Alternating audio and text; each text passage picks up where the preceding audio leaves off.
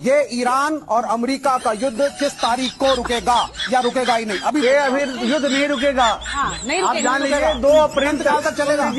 2 अप्रैल को विशेष रूप से द्वंद्व योग बन रहा है। शनि और मंगल एक साथ मीन राशि में आ रहे हैं। तारीख बताइए कि ये युद्ध किस दिन समाप्त होगा?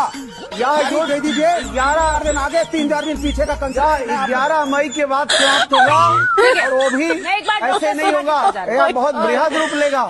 इसलिए ये कंडीशन पूरी 18 मई तक खिंचती हुई मुझे नजर आ रही है। 18 मई के बाद शांत होगा। उसके बाद जून से सितंबर तक अस्थायी युद्ध विराम।